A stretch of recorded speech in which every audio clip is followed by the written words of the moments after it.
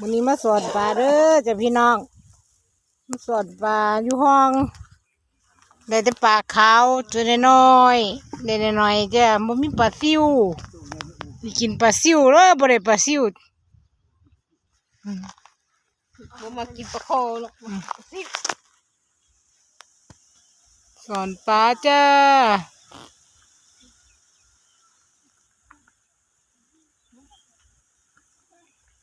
เมื่อเอิ้นว่าสอนปลาก็เอิ้นว่าลากกวนลากปลาเอาไปแยงมาลากเอาจ้า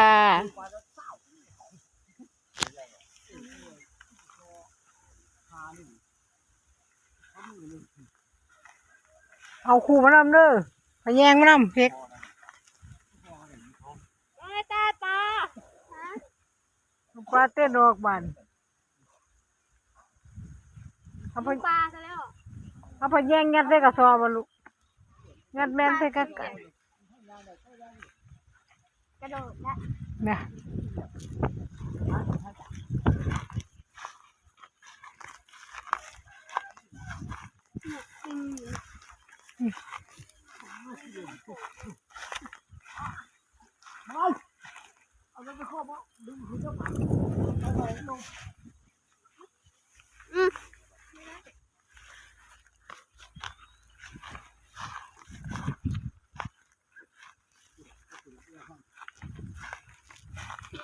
ขึ้นพุ่นน้ำเหมือน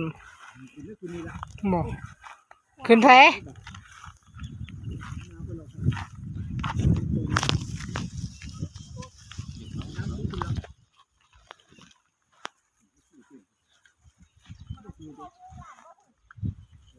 บ่แม่นดอกเข้าบ่มีใบคืออันนั้น เครียดคิ้วกระโดด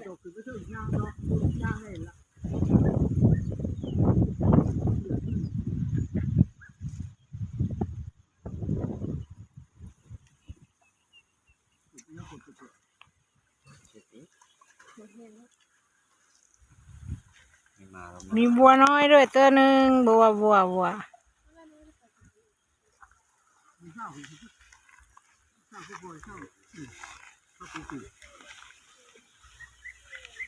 มันถือปลาคอยบ่คือจะมันถือปลาอยู่น่ะคือบ่ถือขี้ต้มแล้วไม่ม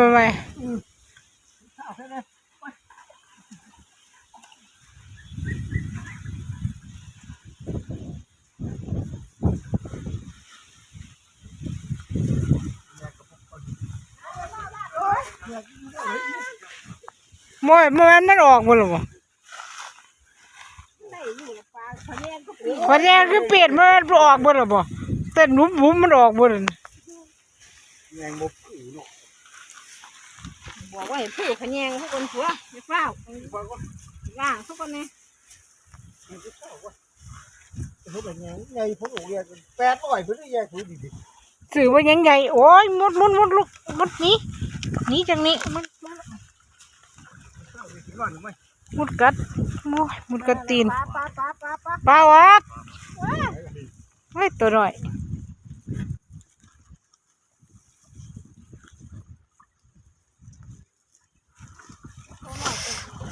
สอนปลามุดแดงดินกันไรกัดเจ็บ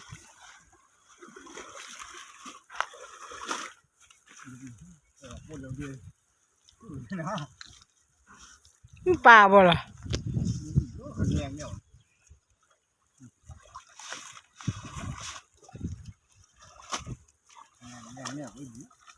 บอกว่าเห็นพักกับผู้ขะแยงทุกคนผัว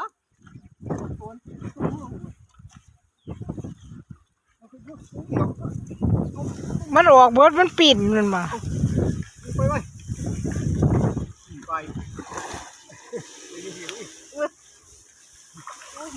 หมดเลยว่ะ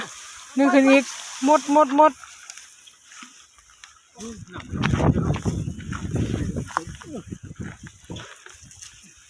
แค่ป่ามันออกเบิดมันมีเปิดดิ เนี่ยอ้าวดูไปคือใกล้ป่ะ ไอ้เดี๋ยวเจ้าหันละตอนครับผลค่อยว่ากระตอนก็ได้